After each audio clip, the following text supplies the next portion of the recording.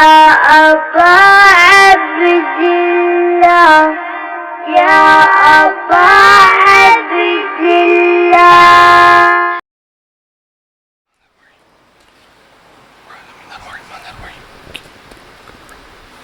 نستعين اهدنا الصراط المستقيم صراط الذين أنعمت عليهم غير المغضوب عليهم ولا الضالين. إن الله وملائكته يصلون على النبي يا أيها الذين آمنوا صلوا عليه وسلموا تسليما.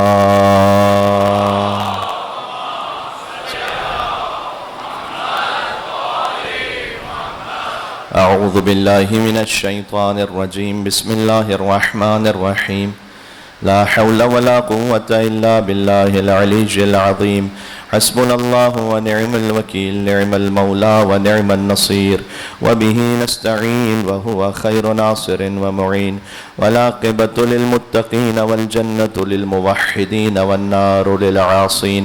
والصلاة والسلام على أشرف الأنبياء والمرسلين حبيب إله العالمين سيدنا ونبينا وشفيع ذنوبنا وطبيب نفوسنا ومولانا بالقاسم محمد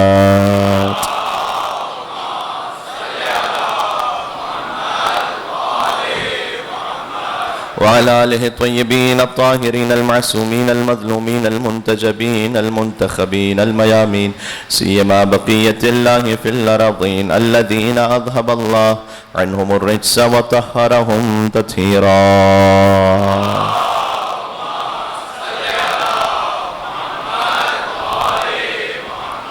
رحمة الله على محبيهم واللعنة الدائمة على أعدائهم اجمعین. آج مولا متقیان قائد الغر المحجلین علی ابن ابی طالب علیہ السلام سے توسل اختیار کرتے ہیں، چونکہ ایک موضوع کی مناسبت میں چاہتا ہوں مولا سے توسل اختیار ہو. بسم اللہ الرحمن الرحیم. یا ابا الحسن یا امیر المؤمنین یا علی ابن ابی طالب یا حجت اللہ علی خلقہ یا سیدنا و مولانا انا توجہنا واستشفعنا وتوسلنا بك إلى الله وقدمناك بين يدي حاجاتنا يا وجيها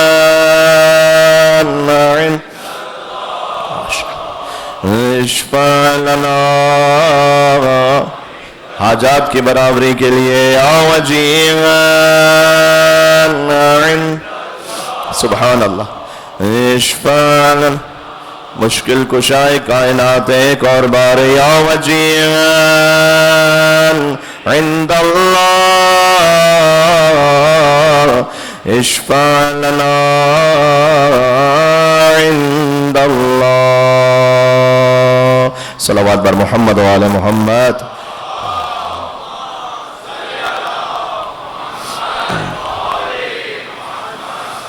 قال اللہ تبارک و تعالی فی القرآن بسم اللہ الرحمن الرحیم. ما عندکم ینفد وما عند اللہ باق. نعرہ صلوات.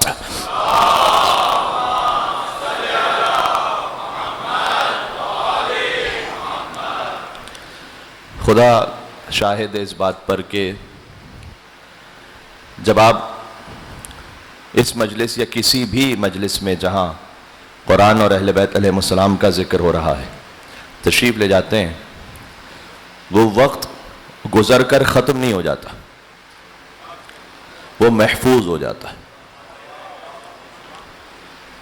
اس پر آئے قرآنی بھی گواہ اور دلیل ہے، اور اس مسئلے کا تعلق فقط وقت سے نہیں ہے بلکہ ہر وہ نعمت کہ جو صراط مستقیم پر اللہ سبحانہ و تعالیٰ کی راہ میں استعمال ہو جائے، وہ نعمت بظاہر ختم ہو کر بھی ختم ہوتی نہیں ہے، کہیں اور محفوظ ہو جاتی ہے۔ اللہ عز و جل نے سورہ نحل میں ارشاد فرمایا ہے ما عندکم ینفد وما عند اللہ باق، جو کچھ تمہارے پاس ہے ایک دن ختم ہونا ہے، وما عند اللہ باق، باق اسی باقی سے ہے کہ جو تمہارے پاس ہے اگر اللہ کو دے دیا تو جو اللہ کے پاس ہے وہ باقی رہے گا۔ جو ہم اللہ کی خدمت میں دے رہے ہیں وہ بھی اللہ ہی کا دیا ہوا ہے، یہ وقت اللہ کا دیا ہوا ہے، یہ نفس اللہ کا دیا ہوا ہے، یہ جان اللہ کی دی ہوئی۔ حضور مکرم سے ایک روایت ہے کہ گوشت ایک بڑی تعداد میں تھا، حضور نے اپنی ایک زوجہ سے کہا کہ آپ اسے تقسیم کر دیجئے، تو انہوں نے تقسیم کیا۔ تو بعد میں حضور نے پوچھا کہ آپ نے یہ سارا تقسیم کر دیا مستحقین میں؟ تو انہوں نے جواب دیا کہ کچھ دے دیا ہے، کچھ رہ گیا ہے۔ تو حضور نے بڑا لطیف جملہ ارشاد فرمایا جو دے دیا ہے وہ رہ گیا ہے۔ یہ بات واضح ہوئی آپ کے لیے؟ جو دے دیا ہے، حضور مکرم کے نام گرامی پر مل کے صلوات بھیج دیں محمد و آل محمد پر، اللہم صلی علی محمد۔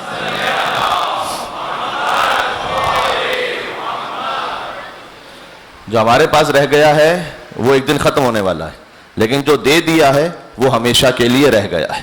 ما عندکم ینفد وما عند اللہ باق، جو کچھ تمہارے پاس سے ختم ہونا ہے، جو اللہ کے پاس سے باقی رہنا ہے۔ یہ معاملہ انفاق فی سبیل اللہ کا بھی ہے، کبھی عزت اور آبرو کوئی قربان کرتا ہے اپنی اللہ کی راہ میں، سبحان اللہ۔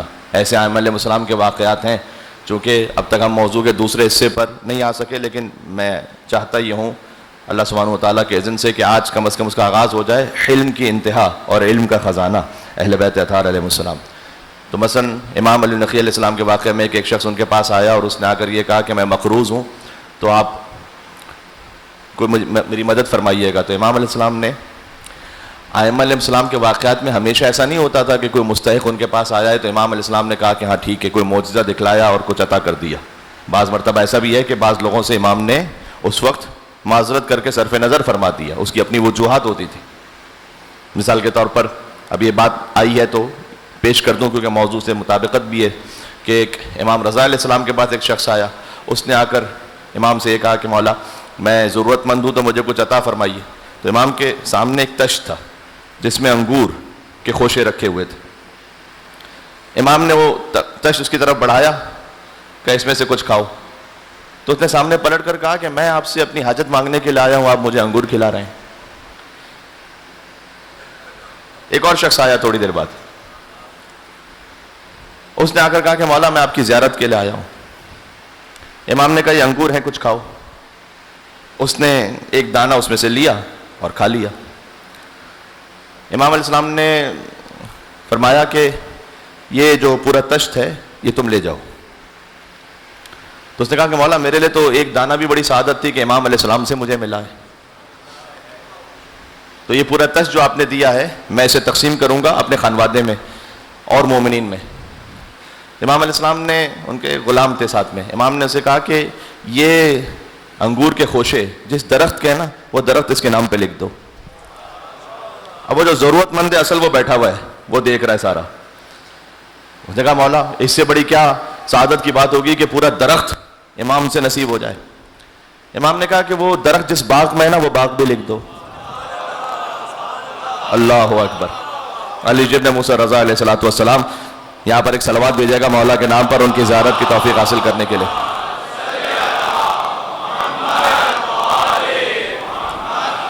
یہ پورا درخت لکھ دو، باغ بھی لکھ دو۔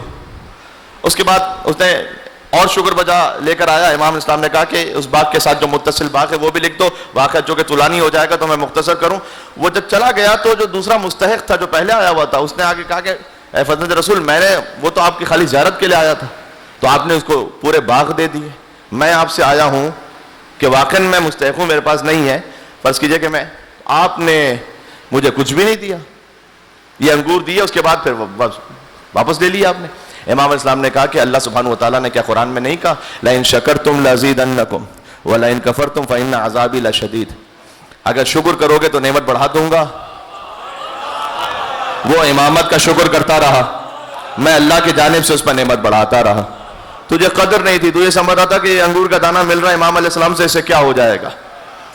ہاں یہاں پر وہ جو قلیل ہے وہ بھی بہت کثیر ہے. ہاں یہاں پر کیونکہ علی نقطہ بائے بسم اللہ ہے, ایک نقطہ کتنا کثیر ہے. ہاں سمٹے تو با کے نقطے کا عکاس ہے علی, اور پھیلے تو تابہ سرحد والناس ہے علی.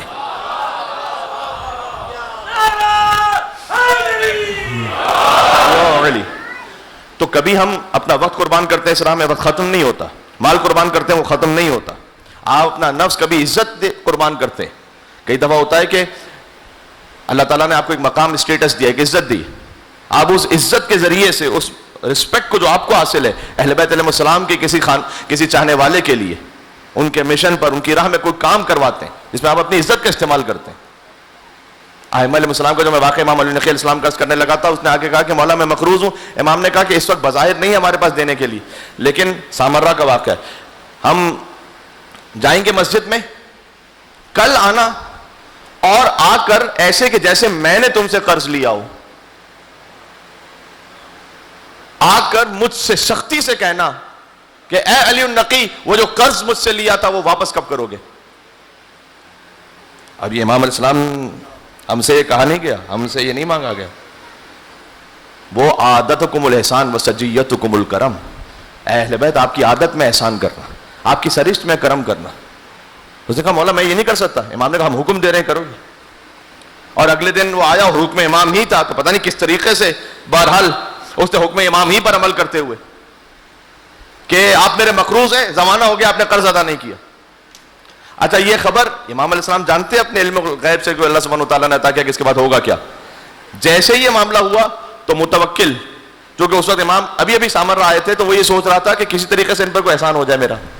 تو متوکل کو لوگوں نے خبر دی کہ بھائی وہ علی النقی سے کوئی قرض مانگنے آیا ہے اور ان کے پاس تو ابھی کچھ لوٹانے کے لیے ہے نہیں. متوکل نے کہا کہ اچھا ایسا کرو کہ سرکاری خزانے سے 10,000 دینار بھیجواؤ. یہ تھا ایک ظالم سے جو اس کا حق نہیں ہے لے کر اسے دے دینا کہ جس کا حق ہے. تو یہ ہے اپنی عزت کا استعمال کرنا. ما عندکم ینفد وما عند اللہ باق, جو کچھ تمہارے پاس ہے ختم ہونا ہے, اللہ کو دے دیا باقی رہنا ہے. یہ امام حسین علیہ السلام کے ذکر کی جو تاثیر ہے, اس میں ایک اہم بات, اس کو کہتے ہیں برکت. برکت کسے کہتے ہیں؟ برکت یعنی وہ کہ جس کا فیض کبھی ختم نہ ہو. علامہ طباطبائی نے لکھا ہے کہ برکت وہ شے ہے کہ جو بظاہر مختصر ہے لیکن فیض جاری ہے. اسی لیے بی بی فاطمہ سلام اللہ علیہ کے القاب میں سے, ان کے ناموں میں سے ہے مبارکہ. سیدہ سلام اللہ علیہ کی عظمت پر ایک جریتر صلوات بھیجیے گا بلندتر محمد وآل محمد علیہ السلام پر.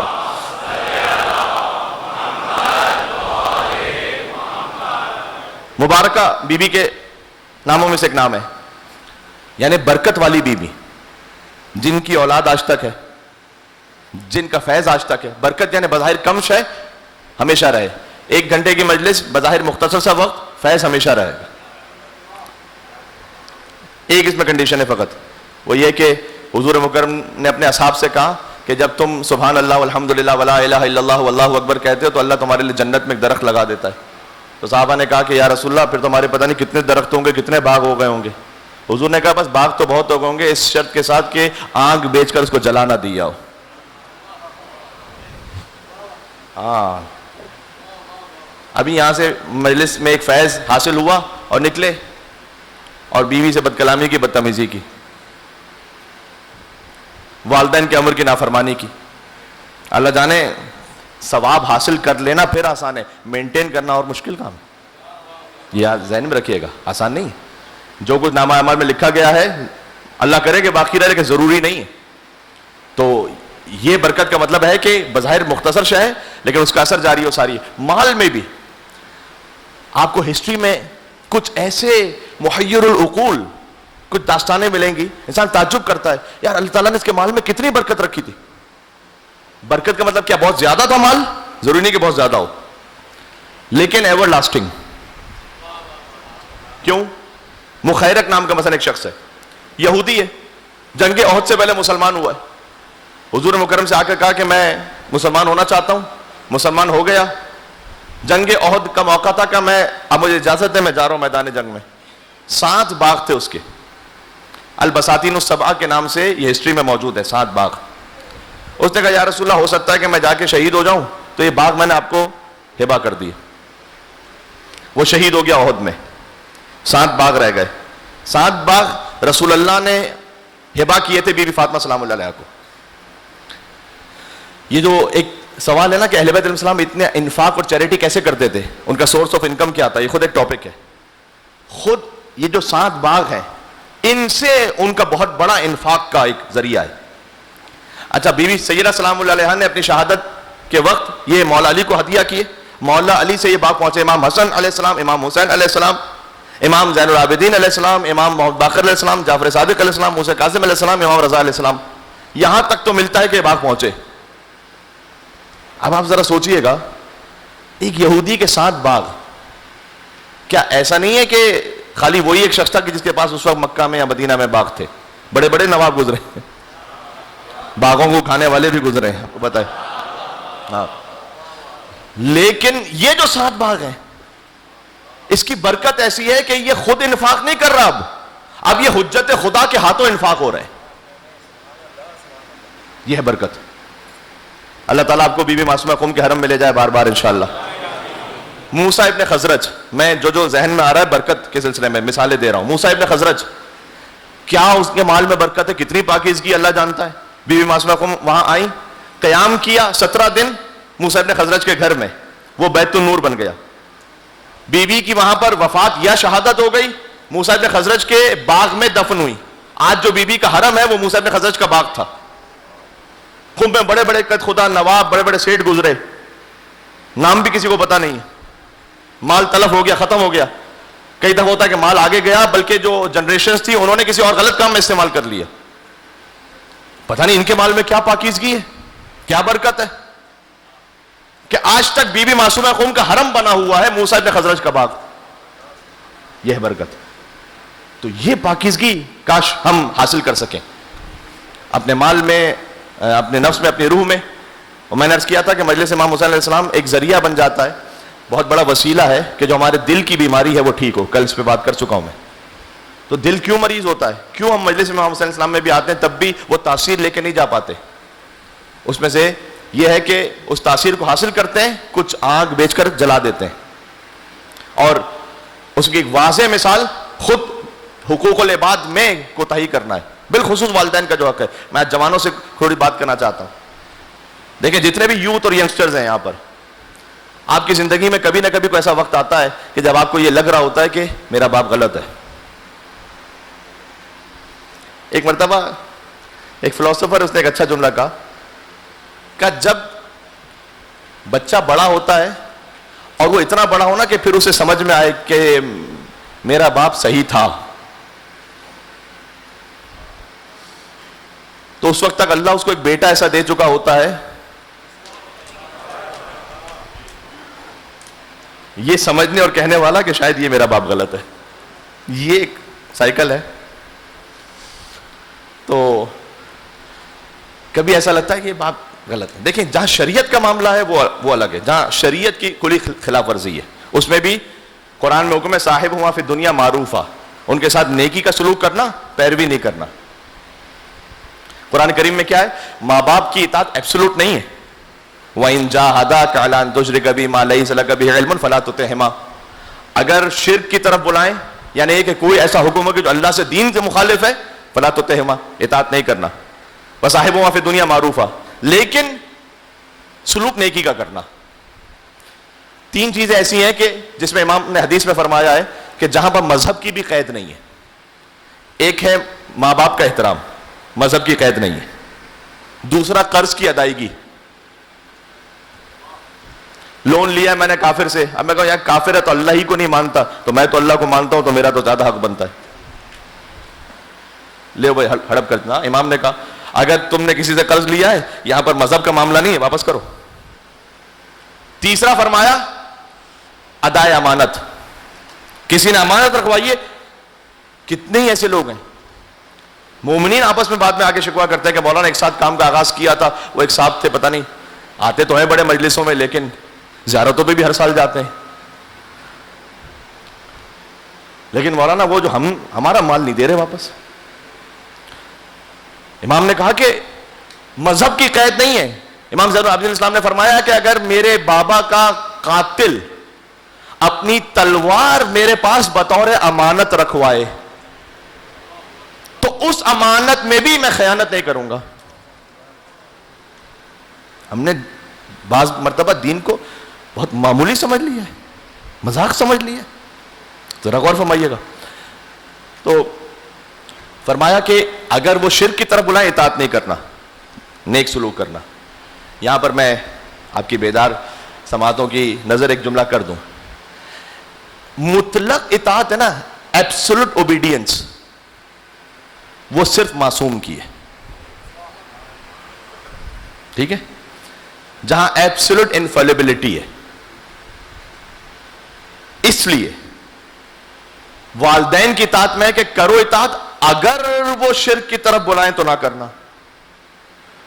مجھے آپ پوری تاریخ اسلام میں کوئی ایک حدیث مولا کائنات کی فضیلت پر جو رسول اللہ نے بیان کی ہو, اس میں بتلائیے کہ رسول اللہ نے اگر کہہ کے بیان کی ہو. یہ میں نے کیا کہا؟ میں آپ کے لیے مثال دیتا ہوں تو آپ تھوڑا سا. رسول اللہ نے یہ نہیں کہا کہ اگر میرے بعد کوئی مولا ہوتا. اوروں کے پاس ایسی حدیثیں ہیں, اب نہیں پہنچی آپ تک تو پھر ٹھیک ہے. اگر میرے بعد کوئی مولا ہوتا تو علی ہوتا, یہ نہیں کہا.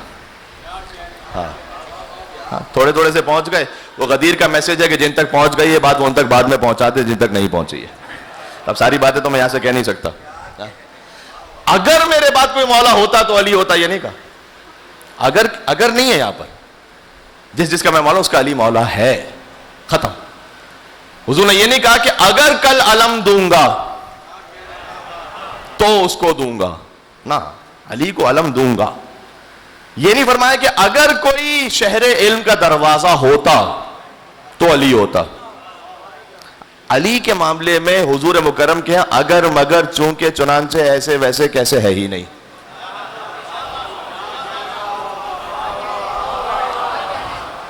سامنے بالکل اوپن ہے, بہت کلیئر ہے. صحیح ہے. اس لیے میں تمام مسلمانوں سے دستبستہ ہو کے ایک بات کہتا ہوں کہ اب تو اتنا ظلم ہونے لگا. دیکھیں, میں بنی امیہ سے اوپر کی بات اس وقت نہیں کر رہا, وہ میں یہاں سے کرنا نہیں چاہتا باوجود, لیکن یہ تو کتنا بڑا ظلم ہو گیا کہ آپ میں سے بعض علماء نما افراد اٹھیں اور وہ حاکم شام کو نعوذ باللہ مولا علی کے ساتھ اور برابر کرنے کی کوشش کریں. میں تو کہتا ہوں اس پر برادران اہل سنت کو احتجاج کرنا چاہیے. بھائی آپ کو آپ کے علماء کی مذمت کرنی چاہیے کہ حاکم شام کو اگر آپ کے کوئی عالم اور مولوی وہ مولا علی علیہ السلام کے برابر قرار دینے کی کوشش کریں. بھائی آپ کے خلیفہ راشد ہیں علی بن ابی طالب, چوتھے خلیفہ ہیں. ایک ہی تو علیہ السلام ہے آپ کے پاس اس لسٹ میں.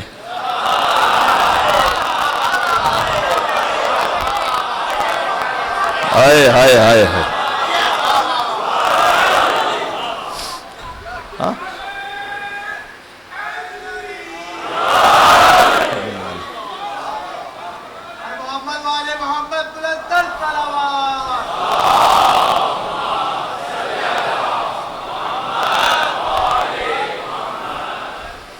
ایک ہی تو علیہ السلام ہے لسٹ میں. اس علیہ السلام کو بھی کسی ایسے سے ملا دیں آپ, تو یہ تو آپ کو خود سوچنا چاہیے. مولا علی علیہ السلام کے لیے رسول اللہ نے کوئی فضیلت اگر مگر کہہ کے بیان نہیں کی.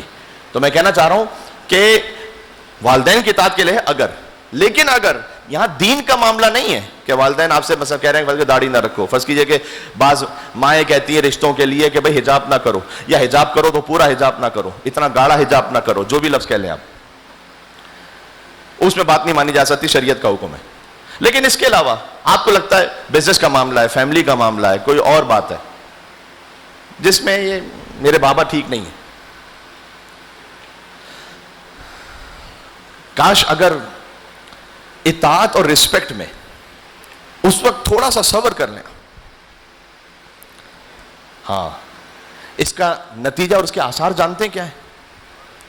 واقعاً ہم یہ سمجھ ہوتے ہیں کہ میری زندگی کے معاملات کو میں خود چلا رہا ہوں, وہ اللہ عز و جل قل اللہم مالک الملک تؤتی الملک من تشاء وتنزع الملک ممن تشاء وتعز من تشاء وتذل من تشاء بیدک الخیر انک علی کل شیء قدیر تولج اللیل فی النہار وتولج النہار فی اللیل وتخرج الحی من المیت وتخرج المیت من الحی وترزق من تشاء بغیر حساب.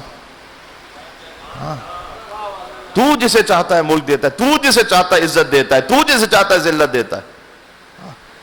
یہ ہمارا کچھ وقت کے لیے صبر کر لینا, یہ اوبیڈینس, یہ تسلیم. اللہ جانے زندگی کن کن موقعوں پر اللہ سبحانہ و تعالیٰ کن کن بلاؤں اور آفتوں کو آپ سے دور کر دے. فقط دنیا کو مادی نگاہ سے نہیں دیکھیں. تو میں بالخصوص یگسٹر سے کہہ رہا ہوں, ایک میٹافور میں نے پڑھا تھا ایک جگہ.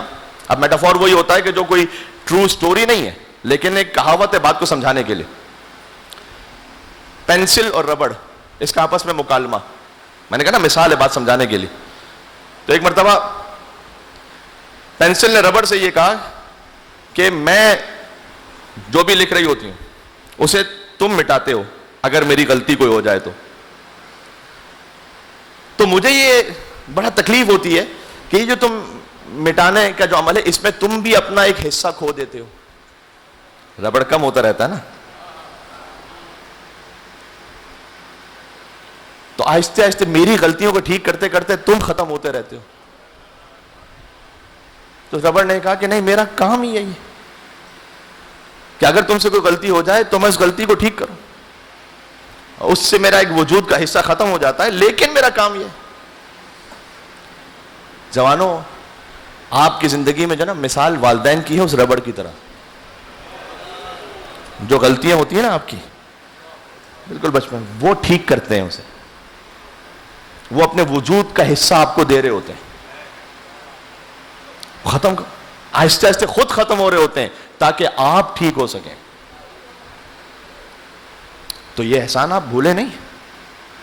مرنے کے بعد ان کا احسان باقی رہتا, جاری رہتا ہے. ان کا حق مرنے کے بعد ختم نہیں ہوتا. مرنے سے پہلے کی کیا بات ہے؟ روایت ہے, امام کی روایت ہے, السلام علیکم یا اہل بیت النبوہ, سب یہ اہل بیت نبوت, یہ ان کی سکھلائی ہوئی تعلیمات ہیں. معدن الرسالہ, موضع الرسالہ و معدن الرحمہ, رحمت کی کان ہے وہ, علم کا خزانہ ہے, علم کی انتہا ہے. امام علیہ السلام نے فرمایا, پانچویں امام کو کسی نے دعوت دی ایک جگہ پر. اس نے کہا مولا تشریف لائیے گا. امام نے کہا کہ میں نہیں آؤں گا. تو صحابہ نے پوچھا کہ یا رسول اللہ, اے مولا آپ اس کے گھر کیوں نہیں جائیں گے؟ اس لیے کہ سنت ابو طالب علیہ السلام تھی. امام حضرت ابو طالب علیہ السلام کی سنت وہ جاری رہی ہے ائمہ میں نا. سنت ابو طالب السلام پتہ کیا تھی کہ اگر کوئی دعوت دیتا, آپ کو پتا ہے اگر کسی نے خلوص کے ساتھ دعوت دی آپ کو, آپ قبول کریں, آپ کے پاس اگر گنجائش ہے. یہ سنت ہے ائمہ کی, تکلف نہیں ہے. بلا وجہ ہم کو ایکسٹرا تکلف کرتے ہیں, لیکن یہ کہ اگر کسی نے آپ کو پتا ہے کہ خلوص کے ساتھ دعوت دی ہے اور یہ جینوئن ہے, یہ نہیں کہ سامنے دعوت دے رہا ہے اور تو دل میں کہہ رہا ہے کہ پتہ نہیں ہاں ہی نہ کہہ دے کہیں. یا بعض احباب ہوتے ہیں کہ جو کہ وہ مہمان آ گئے تو کیا کیا جائے, تو کہتے ہیں کہ آپ کھا کے آئے ہیں یا جا کے کھائیں گے. تو یہ والا معاملہ نا واقعی جینوئن ہو. اگر ایسا ہے آپ قبول کر لیں. وہ امام کو دعوت دے رہا ہے, امام نے نہیں کی قبول. تو امام کے ساتھ جو ان کے صحابی تھے, امام سے پوچھا کہ مولا آپ نے اس کی دعوت کیوں نہیں قبول کی؟ امام نے کہا یہ آق والدین ہے. اب سنیے گا اصل بات کیا ہے. انہوں نے کہا کہ مولا آق والدین, اس کے والدین تو گزر گئے, انتقال ہو گیا اس کے والدین کا, آق والدین کہاں سے ہو گیا یہ؟ امام نے کہا مرنے کے بعد انہوں نے آق کیا ہوا ہے, مرنے کے بعد ان کا حق نہیں ادا کیا, مرنے کے بعد یاد نہیں کیا, ان کے قبر پہ نہیں گئے, ان کی فاتحہ نہیں پڑھا, ان کے لیے اصال ثواب نہیں کیا, تعلق توڑ لیا, مرنے کے بعد انہوں نے حق کر دیا. پھر امام نے فرمایا کتنے ہی والدین ایسے ہوتے ہیں کہ جو مرتے وقت راضی ہوتے ہیں, مرنے کے بعد اولاد کو عاد کر لیتے ہیں, اور کتنے ہی والدین ایسے ہوتے ہیں کہ جو اس وقت اولاد سے ناراضی ہوتے ہیں لیکن مرنے کے بعد اسے راضی ہو جاتے ہیں. دونوں طرف سے ہی. اس کا مطلب ہے کہ it's never too late. اگر کبھی بعض لوگ کہتے ہیں کہ مولانا صاحب میرے والدین دنیا سے چلے گئے, مجھے آج تک افسوس ہوتا ہے کہ میرے بابا مجھ سے راضی نہیں تھے, کوئی بات نہیں, اب جائیے, آپ ان کی قبر پہ جائیے, فاتحہ پڑھیے. بلکہ اگر آپ کی کوئی خاص حاجت ہے, میں آپ کو خاص نسخہ بتا رہا ہوں, اگر آپ کی کوئی خاص حاجت ہے جو پوری نہیں ہو پا رہی ہے اور آپ کے پاس یہ امکان بھی نہیں ہے کہ مولا کی زیارت پر جائیں, یا تو اسباب نہ ہونے کی وجہ سے یا کوئی ایسی ایمرجنسی ہے, آج ہی میرے لیے کوئی ایسا مسئلہ ہو گیا ہے, آپ نہیں جا سکتے مولا کی زیارت پر, آپ جائیں والدین کی قبر پر. میں آپ سے اطمینان سے کہہ رہا ہوں جن کے والدین گزر گئے, قبر پہ جائیں, وہاں پر ایک سورہ یاسین پڑھیں, انہیں ہدیہ کریں, اور کیا اللہ سبحانہ و تعالیٰ سے کہیں کہ پروردگار میں آیا ہوں اپنے باپ کی اپنی ماں کی قبر پر, میں چاہتا ہوں کہ تو اس حاجت کو پورا کر دے ان کی قبر کے واسطے سے. سبحان اللہ. امام علیہ السلام نے فرمایا ہے کہ اگر کوئی اس بات پہ لیاقت نہ رکھتا ہو کہ ہم اہل بیت کے ساتھ نیکی کرے, تو اسے چاہیے کہ ہمارے سچے چاہنے والوں کے ساتھ نیکی کرے, اسے ویسا ہی ثواب ملے گا جیسے اس نے ہم اہل بیت کے ساتھ نیکی کی ہے. پھر فرمایا کہ اگر کوئی ہماری زیارت کی لیاقت نہ رکھتا ہو تو اسے چاہیے کہ ہم اہل بیت کے چاہنے والوں کی زیارت کرے, تو اسے ویسا ہی ثواب ملے گا کہ جیسے ہماری زیارت کی ہے. کیوں؟ اس لیے کہ اگر آپ نے اپنے کسی مومن بھائی کے ساتھ نیکی کی ہے تو اس ولایت کی وجہ سے کی ہے نا, کہ جو اس کے دل میں ہے. تو اس ولایت کی وجہ سے جب نیکی ہو رہی ہے تو امام کہہ رہے تو ہمارے ساتھ نیکی کر رہے ہو, ہاں, کیونکہ تم اس ولایت کی وجہ سے اس سے اٹیچ ہوئے. صحیح. سبحان اللہ. یہ اتنی بڑی نعمت ہے عزیزوں کہ امام صادق علیہ السلام نے فرمایا ایک صلوات بھیجے گا تو میں بات کو اور آگے بڑھاؤں. اللہم صلی. صادق علیہ محمد نے فرمایا ہے کہ ولایتی لعلی احب الی من ولادتی منہ, میرا اپنے جد علی کی ولایت پر ہونا مجھے زیادہ عزیز ہے علی کی اولاد میں ہونے سے. یہ کتنا بڑا جملہ ہے. آج جتنے سادات کرام ہیں وہ 1400 برس بعد سادات کرام ہیں. امام صادق علیہ السلام خود خون علی ہیں, ڈائریکٹ خون علی ہیں.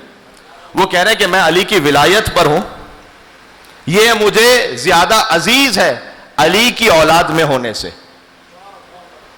وجہ بتائی پھر امام نے.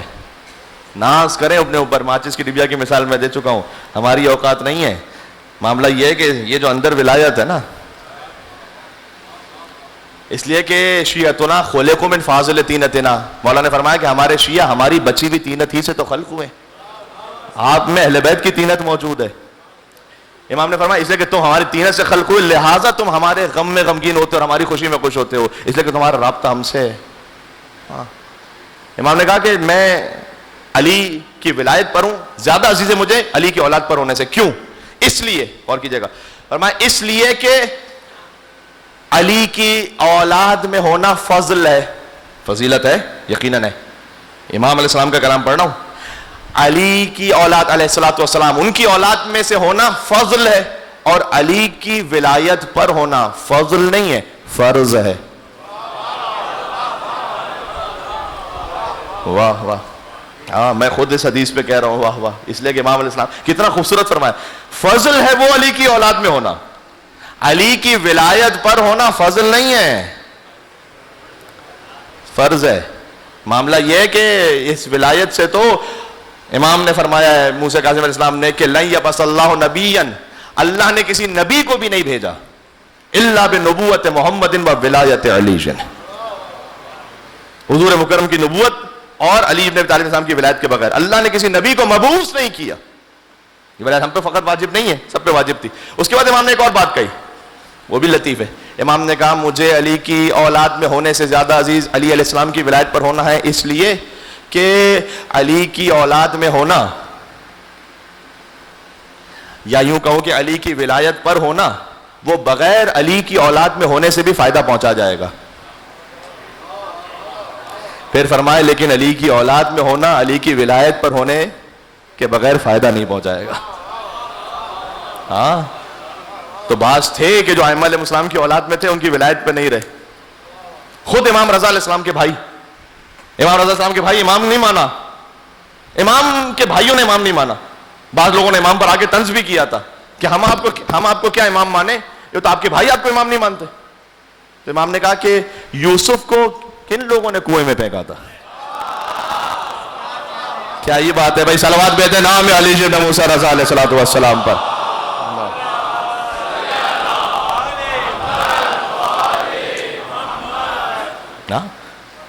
تو وہ نہیں مان رہے تو برادران یوسف کی طرح ہیں وہ.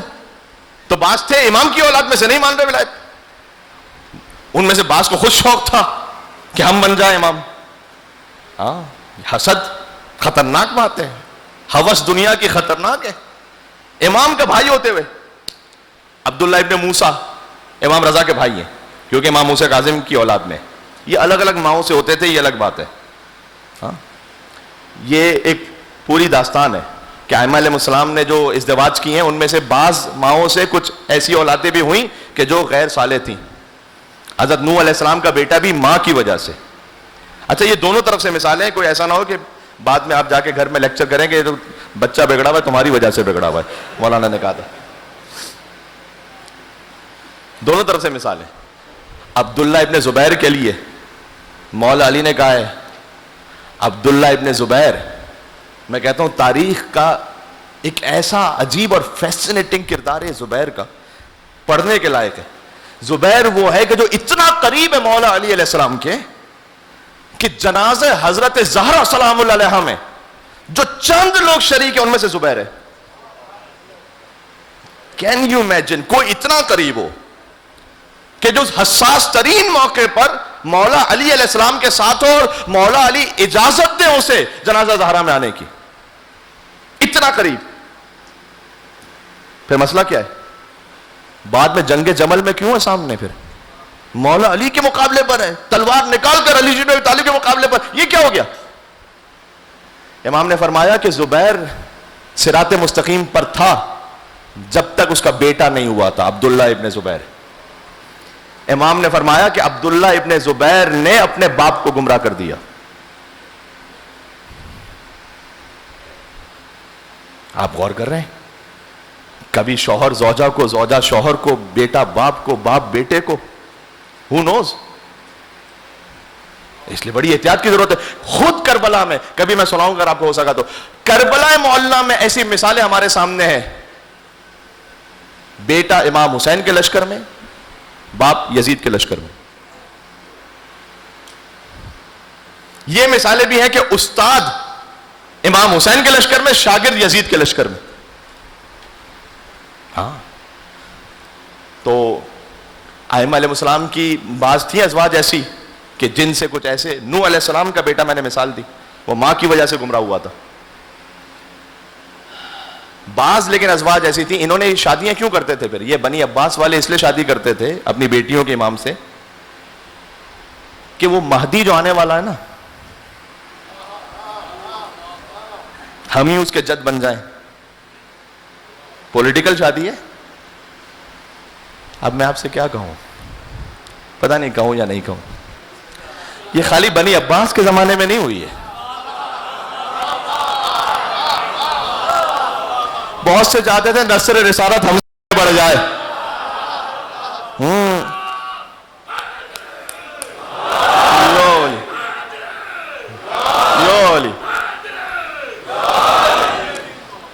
چاہ رہے تھے نسل رسالت ہم سے آگے بڑھے. اب میں مثال وہاں کی دیتا ہوں, آپ سمجھیں. ام فضل مامون کی بیٹی, شادی ہوئی امام محمد تقی علیہ السلام سے. مامون یہ چاہ رہا ہے کہ جو مہدی آگے آنے والے ہیں ہم ان کے نانا کہلائیں. اللہ نے اسی لیے لا ولد رکھا.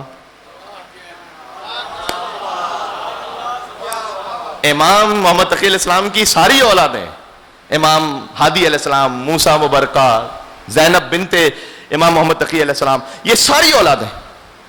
یہ بی بی سمانہ ہے مغربیہ سے. رسول اللہ کی اولاد بی بی خدیجہ الکبریٰ سلام اللہ علیہا. بی بی خدیجہ کو یہ شرف عطا ہوا جس سے اللہ جو شرف عطا کرتے. نسل رسالت ان سے آگے بڑھی, ان کی بیٹی سے آگے بڑھی. تطہیر خدیجہ کے لیے اور کہوں کیا, بیدار ہو کے سن لیجئے گا. جس گھر میں رہی اس کے افراد بھی معصوم. تطہیر خدیجہ کے لیے اور کہوں کیا, بالکل موضوع کی مناسبت سے دو مصرے ہیں. جس گھر میں رہی اس کے افراد بھی معصوم. اور یہ سارے زمانے میں خدیجہ کا شرف ہے, یہ سارے زمانے میں خدیجہ کا شرف ہے کہ اولاد بھی معصوم ہے, داماد بھی معصوم.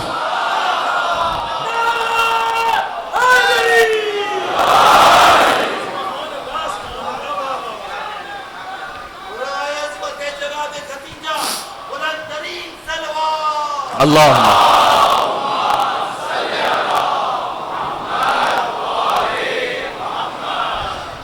تو انسان راہ راست سے کیوں ہٹتا ہے؟ کبھی حسد ہے, بھائیوں سے حسد ہے, اس کے پاس یہ کیوں ہے جو میرے پاس نہیں ہے, جلن ہے. ایک ہے تو رشک, آپ بھی دعا کریں, محنت کریں. اللہ سبحانہ و تعالیٰ نے تقسیم کا ایک معاملہ رکھا ہے. ہو سکتا ہے کسی کو کم ہو ظاہری طور پر, اسے اللہ سبحانہ و تعالیٰ نے شاید کچھ اور عطا کیا ہو, اس کا حافظہ اچھا ہو, اس کا اخلاق اچھا ہو, اس کا کوئی عمل اچھا ہو, یا ہو سکتا ہے کہ اللہ عز و جل اگر اس نے شکر کیا تو نسلوں میں کمپنسیٹ کر دے. یہ ہے, ایسی مثالیں ہیں. کسی کی نسل کو بگڑ جائے, کسی کی نسل ایمان پر رہ جائے, ممکن ہے. تو تھوڑا غریب رہ جانا بہتر ہے, نسل ایمان پر رہے تو کوئی برا سودا تو نہیں ہے. ٹھیک ہے, تو کوشش آپ ضرور کیجئے اللہ سبحانہ و تعالیٰ کی راہ میں انشاءاللہ آگے بڑھنے کے لیے, اور اس کی راہ میں حلال طریقے سے کمائیے, کوئی بات نہیں, لیکن نہ ہو حسد نہ کیجئے. اب حسد ہے امام رضا علیہ السلام کے بھائیوں کو کہ بھائی یہ کیوں امام ہے. جب امام رضا علیہ السلام کی شہادت ہو گئی, اب امام محمد تقی علیہ السلام ہیں 8 برس کے. یہ نقطے پہ آج میں روکوں گا بات, کل یہاں سے شروع کریں گے بات. ٹرننگ پوائنٹ ہے شیعت میں, یہ کم بیان ہوتا ہے. امام رضا علیہ السلام نے فرمایا ہے, کیونکہ 47 ایئرس کے ہو گئے تھے, کوئی اولاد نہیں تھی امام رضا کی. اچھا, امام رضا کی ایک ہی اولاد ہے, امام محمد تقی. جتنے بھی رضوی سادات ہیں نا, در حقیقت وہ تقوی سادات ہیں, کیونکہ امام رضا علیہ السلام کی اولاد فقط امام محمد تقی سے ہی آگے بڑھی بس. تو امام محمد تقی کی جو اولادیں ہوئیں وہ رضوی کہلائیں, تقوی نہیں. کیوں؟ اس لیے کہ امام رضا علیہ السلام کو 47 ایئرس کے ہو گئے, ابتر کا تانا دیتے ہیں لوگ, جو رسول اللہ کو تانا دیتے تھے کہ آپ کی تو کوئی اولاد ہی نہیں بچی, کہ آپ کی تو کوئی اولاد ہی نہیں ہے, آپ کی تو نسل امامت آگے نہیں بڑھے گی. قیامہ واقفیہ نے آ کر امام رضا علیہ السلام سے کہا, یہ بتلائیے گا کہ کیا ایک وقت میں 2 امام ہو سکتے ہیں؟ امام نے کہا نہیں, ایک ہی ہوگا. کہا اگر 2 ہو جائیں تو امام نے کہا ایک صامت ہوگا, ایک ناطق ہوگا. تو اس نے کہا کہ صامت تو قرآن ہے لیکن ناطق آپ نہیں ہیں, نعوذ باللہ, اس لیے کہ آپ کی کوئی اولاد ہی نہیں. تو اگر آپ امام ہوتے تو کوئی اولاد ہوتی کہ آپ کے بعد کا بیٹا امام ہوگا. امام نے فرمایا کہ کیا تمہیں مستقبل کی خبر ہے؟ پھر امام نے کہا کہ سیولد مولود, اللہ مجھے ایک بیٹا ایسا عطا کرے گا کہ لم یولد مولود اعظم برکۃ منہ لشیعتنا, اس مولود سے یعنی امام محمد تقی علیہ السلام سے زیادہ بابرکت اولاد اللہ نے ہمارے شیعوں کے لیے عطا ہی نہیں فرمائی.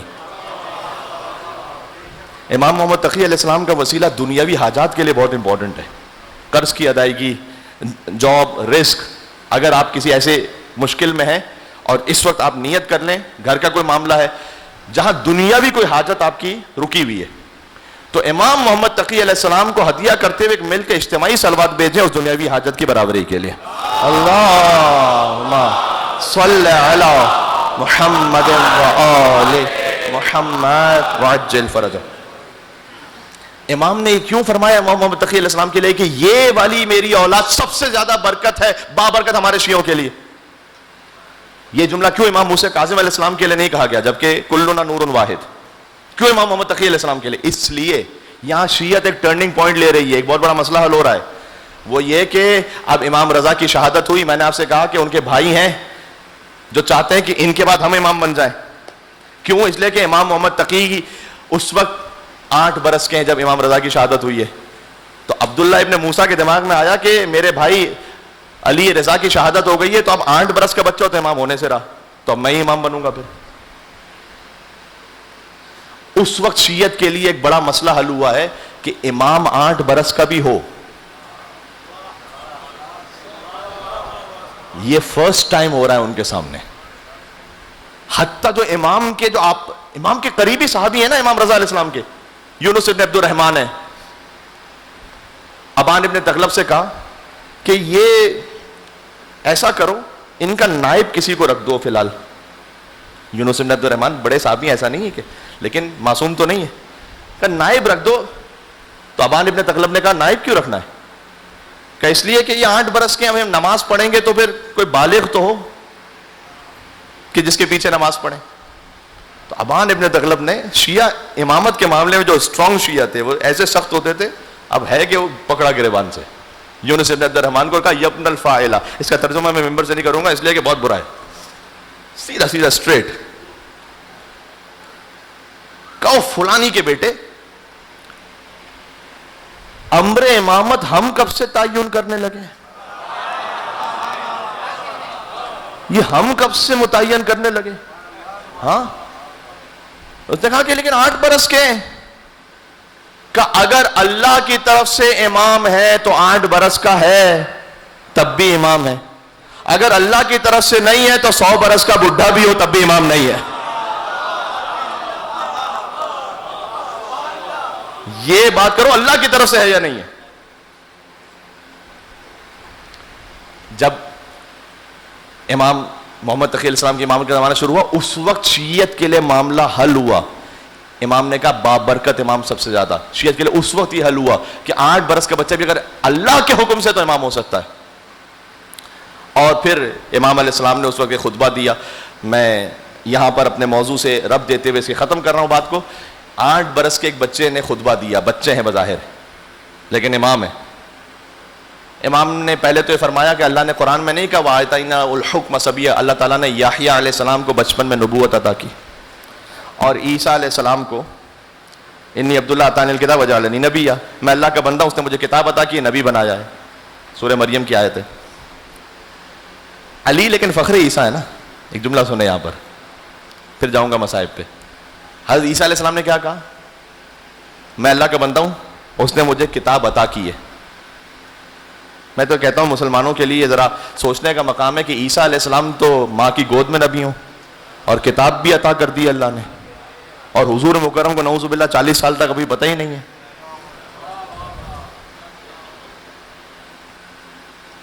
حضرت عیسیٰ علیہ السلام نے کہا مجھے کتاب عطا کی ہے.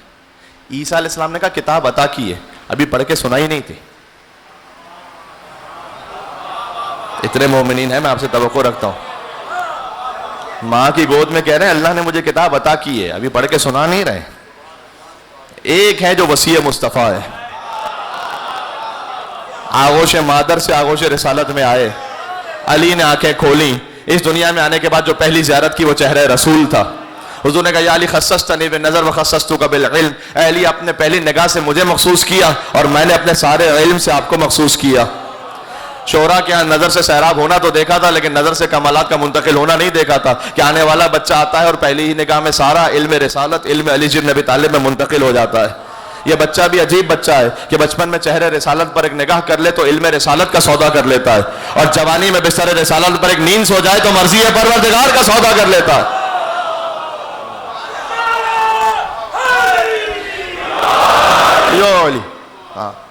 سبحان اللہ. ہم تو پھر انہی کو امام مانیں گے کہ جو بچپن میں قرآن پڑھ رہا ہو. ہاں, ہم انہیں نہیں اپنا رہبر امام مان سکتے کہ جو یہ کہیں بعد میں کہ کاش میں انسان ہی نہ ہوتا. گوگل کا زمانہ ہے, سرچ کر لیں کس نے کہا تھا یہ. گوگل ہر چیز بتا دیتا ہے, لیکن مسئلہ یہ کہ ضروری نہیں کہ ہر چیز ہی پوری صحیح بتا دے. وہ ایک صاحب تھے کہ جو ان کی ایک وائف اس طرح سے تھی کہ جو دینی شرعی معاملات کا علم رکھتی تھی, تو چونکہ وائف پر واجب تو نہیں ہے زوجہ پر کہ وہ گھر کے کام کریں, واجب تو نہیں ہے, اللہ تعالیٰ نے مستحب بہت رکھا, ثواب بہت رکھا ہے, تو کام انہوں نے کہا مجھ پہ واجب ہی نہیں ہے. اب گھر کا نظام نہیں چل رہا تو پریشان ہو گئے, تو آئے مولانا صاحب کے پاس اور آگے کہا کہ مولانا صاحب میں تو بڑا پریشان ہو گیا ہوں. تو مولانا صاحب نے کہا کہ ٹھیک ہے, وہ صحیح تو کہہ رہی ہیں کہ واجب نہیں ہے, لیکن آپ کو اللہ تعالیٰ نے حق دیا کہ آپ ایک اور ازدواج کر سکتے ہیں, تو آپ ان سے کہہ سکتے ہیں. تو انہوں نے جا کر کہا یہ, تو جیسے انہوں نے کہا تو معاملہ ٹھیک ہو گیا. پھر تو نیچے لکھا ہوا تھا کہ کبھی مولانا صاحب کے پاس بھی آ کے بیٹھ جایا کیجیے, ہر بات گوگل سے حل نہیں ہوتی ہے, کچھ باتیں مولوی حضرات بھی زیادہ بہتر بتا سکتے ہیں. تو جی ہم ایسے کو امام نہیں مان سکتے جو یہ کہے کہ کاش میں انسان ہی نہ ہوتا, ہاں بلکہ میں گھاس پھوس ہوتا, یا میں گوسفند ہوتا جسے ذبح کیا جاتا اور جس کا گوشت پکایا جاتا اور کوئی انسان اسے کھا لیتا اور فضلے کی صورت میں باہر نکل آتا. ہم نے اسے امام مانا کہ جس نے کعبے میں آغوش مادر سے آغوش رسالت میں قرآن کی تلاوت کی, اور جس نے وقت آخر مسجد میں کہا فزت ورب الکعبہ, کعبے کے رب کی قسم علی کامیاب ہو گیا. یہ ہمارا امام ہے. ہاں کوئی مثال ہے تو پھر لے آئے, نہیں لیکن نہیں ہو سکتی, اس لیے کہ ایک لیبنیز رائٹر ہیں اور یا ایک مصری رائٹر ہے, انہوں نے لکھی یہ کتاب مولا علی علیہ السلام پر, اہل سنت ہے, کہتے ہیں علی نسخۃ مفردہ, علی وہ نسخہ ہے کہ جس کی کاپی نہیں ہے.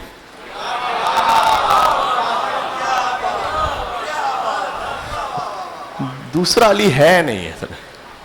آنا ہے تو اسی در پہ آنا ہے. ہاں اور اگر کوئی, کیونکہ مجھے بتلایا گیا کہ بہت سارے مومنین اور ہو سکتا ہے کہاں تک آواز جا رہی ہے, تو اگر کوئی یہ سوچ رہا ہے کہ مولا علی نے کیسے پڑھ لیا قرآن, ابھی قرآن کے نازل ہونے سے پہلے تو بنتا تھا مولا علی کا کہ وہ پڑھیں. رسول اللہ نے نہیں پڑھا لیکن مولا علی نے پڑھ لیا, تو بنتا تھا کہ مولا علی پڑھیں. اس لیے کہ ہر شخص ہر ایک بات کو پاتا ہی نہیں تھا, ہر لفظ ہر ایک ذہن میں سماتا ہی نہیں تھا. ہاں میں آپ سے اس عبادت کے لیے کہ آپ کہہ دیں مولا علی کا نام یا علی کہہ کر, اس لیے میں 4 مصرے کہہ رہا ہوں تاکہ آپ کی آواز شاہ نجف کے حرم تک پہنچ جائے اور یہ نوکری قبول ہو جائے. ہر شخص ہر ایک بات کو پاتا ہی نہیں تھا, ہر لفظ ہر ایک ذہن میں سماتا ہی نہیں تھا. بھائی قرآن سناتے بھی بھلا کس کو محمد, قرآن سناتے بھی بھلا کس کو محمد, قرآن کسی اور کو آتا ہی نہیں تھا.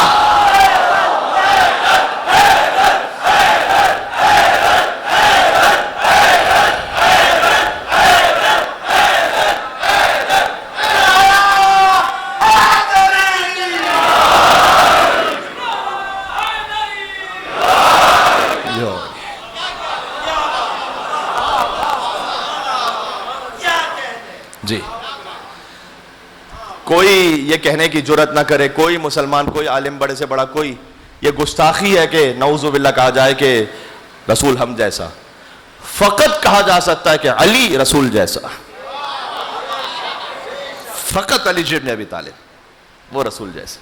کل ہم بات کو امام تقی علیہ السلام تک جو میں بات کو پہنچایا ہے کہ سب سے زیادہ بابرکت امام, اس موضوع سے بات کو اور شروع کریں گے. اس میں کچھ اور نکات ہیں, علم کا خزانہ, کیسے اہل بیت علیہ السلام نے 8 برس کے سن میں امام علیہ السلام نے کیا کیا معاملات کو حل کیا. کچھ ایسے سوالات ہیں کہ جو آج کی دنیا میں ہیں, ملحد دنیا, ایتھسٹ, وہ سوال کرتے ہیں خدا کے وجود کے بارے میں. ثابت کیجیے آپ, ائمہ علیہ السلام کے زمانے میں اس کے ٹریسز موجود ہیں کہ امام علیہ السلام نے کیا جواب دیے, ہمارا یوتھ ہے وہ کیسے سیٹسفائی ہو, منطقی جواب کیسے ملے. انشاءاللہ موضوع تھوڑا سا اور آگے بڑھائیں گے. یہاں تک آج موضوع پہنچا ہے. میں اس حوالے سے تھوڑی سی معذرت چاہتا ہوں کہ وقت تھوڑا, اس وقت مجھے 5 منٹ پہلے مصائب پر آ جانا چاہیے تھا, لیکن مصائب اگر کچھ دقیقے آج کم بھی ہو جائیں تو میں کچھ کروں گا کہ کل اس کا کمپنسیشن ہو جائے. آج اصحاب امام حسین علیہ السلام کے ذکر کی آخری رات ہے. کل سے بنی ہاشم کی قربانیوں کا ذکر ہے. لیکن ایک فقرہ سن لیجئے گا پہلے. حسین ابن علی کے غم میں ہے, مجھے حبیب ابن مظاہر بچپن کا دوست ذکر کرنا ہے. کیا عظیم الشان شہادت ہے, کہ کیا مقام عطا کیا ہے حسین علیہ السلام نے کہ حبیب کے ذکر کے بغیر امام حسین کا عشرہ پورا نہیں ہوتا. عشرہ حسین نامکمل ہے حبیب ابن مظاہر کے ذکر کے بغیر. سبحان اللہ, سبحان اللہ. اور ایسا مقام امام زین العابدین علیہ السلام نے بھی عطا کیا کہ حبیب ابن مظاہر کو الگ سے دفن کیا. جو دفن ہوئے ہیں شہیدان کربلا اور اہل بیت, وہ سب امام زین العابدین علیہ السلام کے حکم سے دفن ہوئے ہیں. جب ہی قبر ابو الفضل عباس علیہ السلام میں اور قبر امام حسین علیہ السلام میں بعین نہیں اتنا ہی فاصلہ ہے جتنا صفا اور مروہ کے درمیان فاصلہ ہے. یہ کوئی اتفاق نہیں ہے. اتفاق ہوتا اگر غیر معصوم نے دفن کیا ہوتا. اگر معصوم نے دفن کیا ہے تو کوئی چیز اتفاق نہیں ہے. یہاں پر حبیب نے مظاہر علیہ السلام کا الگ سے ایک ذریعہ ہے, ان کی الگ سے ان کا مرقد ہے. اور آپ دیکھیے گا عراقی جب بھی جاتے ہیں تو جا کے کہتے ہیں یا حبیب سجلنا من زوار الحسین, السلام علیکم یا ناصر الحسین سجلنا من زوار الحسین. اے حسین کے نصرت کرنے والے, اے حسین کے حبیب, آپ پر ہمارا سلام ہو, آپ ہمیں حسین کے ظاہروں میں لکھ لیجئے گا. حبیب ابن مظاہر کا گویا یہ کام ہے امام کے حکم سے کہ وہ لکھیں حسین کے ظاہروں کے نام. تو فرش اعزاز سے میں آپ تمام کی نیابت میں کہہ رہا ہوں, السلام علیکم ناصر الحسین سجلنا من زوار الحسین. اے حبیب آپ ہمیں حسین کے ظاہروں میں ہمارا نام بھی لکھیے گا, ہم بھی پہنچیں وہاں, جلد از جلد پہنچیں. قبر ابی عبداللہ الحسین علیہ السلام کی زیارت پر, امام حسین کی زیارت پر جائیے تو حبیب کو پہلے سلام کیجیے اور پہنچیں حسین تک. واپس آئیں تو پھر حبیب کو سلام کریں اور باہر آئیں. کیا عظیم الشان مقام ہے حبیب نے مظاہر کا, ہماری جانیں قربان ہو جائیں. بچپن کے دوست ہیں, خط لکھا ہے, حسین نے خط لکھا ہے. اب میں تفصیل میں اس وقت اس لیے نہیں جا سکتا کہ حبیب نے 2 بار اپنی جان کو حسین کے لیے قربان کیا ہے. مجھے یاد آ رہا ہے ایسا کہ شاید سال گزشتہ میں اس واقعے کو تفصیل سے سنا چکا ہوں, فقط اشارہ کر دوں کہ جب امام حسین اللہ اکبر مولا علی کے ساتھ چلے گئے تھے نا مدینہ سے کوفہ, تو حبیب اس وقت مدینہ میں رہتے تھے اپنے بابا مظاہر کے ساتھ. مظاہر ان کے بابا بڑے تاجر تھے, لیکن روز ایسا لگتا تھا جیسے حبیب کی ابھی جان نکل جائے گی. تو مظاہر انہیں یہ محسوس ہوا, ان سے لوگوں نے کہا کہ حبیب ہے نا حسین کے بغیر یہاں مر جائیں گے, اب حسین مدینہ میں نہیں ہے نا, جاؤ کوفہ لے کر جاؤ انہیں. تو اپنے بیٹے کو حسین کے پاس لے گئے کوفہ. ہوتا ہے نا ایسا, کبھی آپ کا کوئی بیٹا ہے, اس کا کوئی دوست ہے خاص, وہ کسی خاص جگہ پر ہے, وہ بیٹا دوست کے لیے بڑا تڑپ رہا ہے, تو آپ لے جاتے ہیں بیٹے کے دوست کے پاس. یہاں مظاہر اپنے بیٹے کو لے گئے حسین کے پاس. کوفہ میں پہنچے, نیا گھر خریدا, اس لیے کہ مظاہر میں نے کہا تاجر تھے, اور دعوت رکھی. پہلے قدم آئے مولا علی کے, امام حسن کے, امام حسین کے. اب حبیب فرط محبت میں چھت پہ کھڑے ہو گئے کہ جیسے ہی میرے مولا گلی میں آئے کہ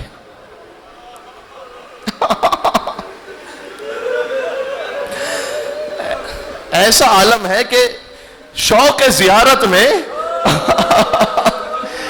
حبیب حسین کو دیکھا آتے ہوئے, اور گویا جذبات میں ایسے آگے بڑھے کہ ایک طرف سے چھت سے گر گئے, اور گر کر حبیب کی موت ہو گئی. مظاہر اب آ رہے ہیں دور سے, امام حسین, مولا علی, امام حسن علیہ السلام. دیکھیں علم امامت سے جانتے ہیں بات, یہاں پر اب علم امامت کی نہیں ہے بات, یہاں عشق کی ہو رہی ہے. اب یہاں حبیب کو فوراً, مظاہر کی بھی کیا شان ہے, باپ ایسا ہو تو بیٹا شہید کربلا میں سے ہوتا ہے. کہا میرے مولا میرے مہمان ہیں, ابھی میں اپنے غم کا ذکر نہیں کروں گا. حبیب کا لاشا ایک طرف رکھ دیا. بس آئے امام حسن, امام حسین, مولا علی دسترخوان پہ تشریف فرما ہوئے. مظاہر آگے بڑھے, ہاتھ دھلاتے ہیں مولا علی علیہ السلام کا, تشت میں جیسے ہاتھ دھلایا جاتا تھا. اس کے بعد آگے بڑھے, امام حسن, امام حسین السلام کا ہاتھ دھلانے لگے. مولا نے روک دیا, کرنا یہ امام ضرور ہیں, لیکن ادب کا تقاضا یہ ہے کہ آپ نہیں, آپ بزرگ ہیں, آپ کا بیٹا حبیب آئے حسین کا ہاتھ دھلانے. کہا مولا وہ میں سعادت حاصل کر لیتا ہوں. کہا نہیں نہیں, بلاؤ حبیب کو, مولا تو جانتے ہیں. کہنا پڑا مظاہر کو کہ مولا وہ حبیب ہے نا, وہ شوق مودت میں حسین کی خاطر چھت سے گر کر مر گئے.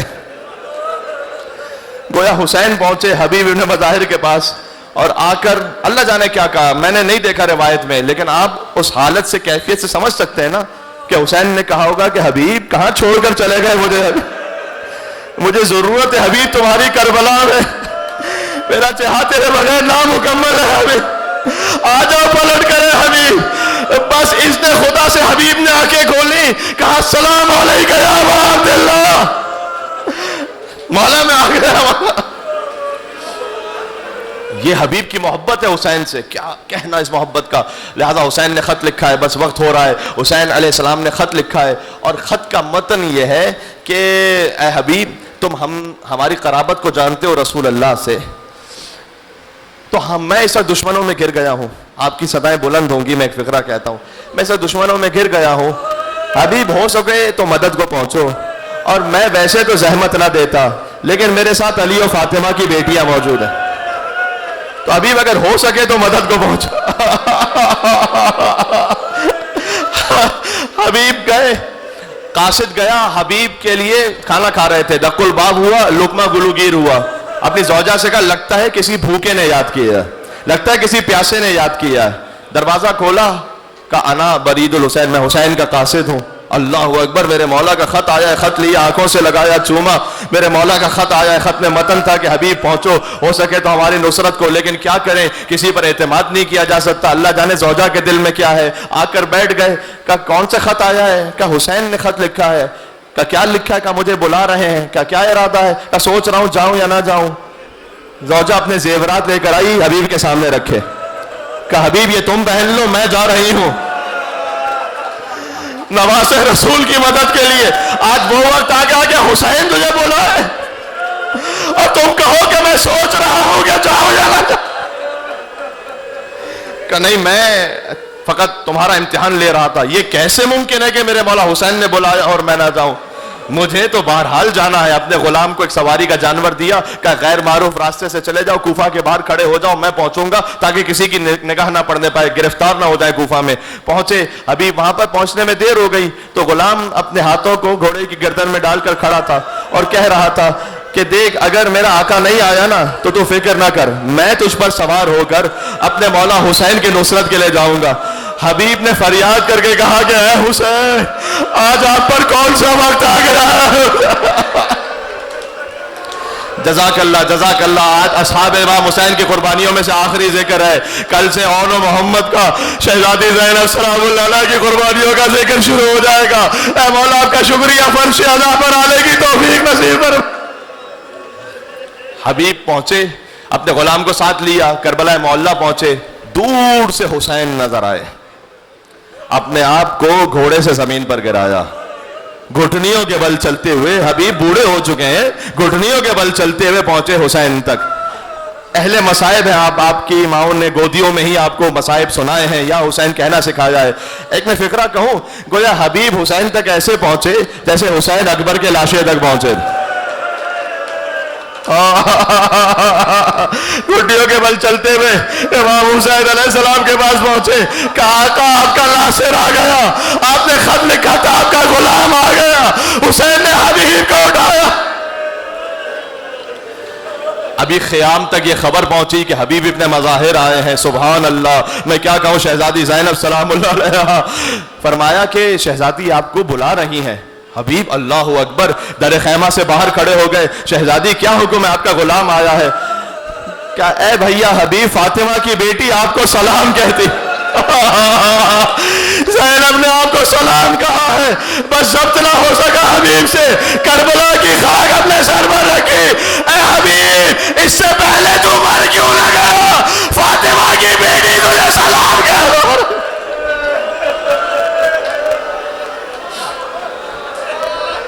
اللہ اکبر. میں نے ایک بزرگ عالم میں ان سے یہ فقرہ سنا ہے, میں ان پر اعتماد کرتا ہوں اس لیے سنا رہا ہوں کہ فرمایا تھا شہزادی زینب نے جب سلام کہا نا تو حبیب نے یہ کہا کہ آپ کو حکم دیجئے تو میں پورا کرتا ہوں جو آپ کا حکم ہو.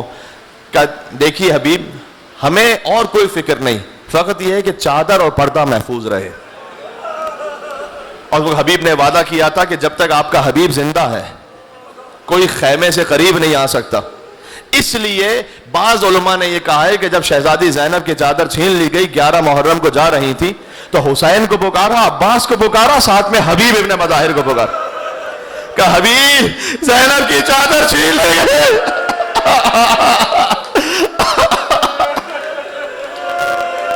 حبیب شہید ہو گئے.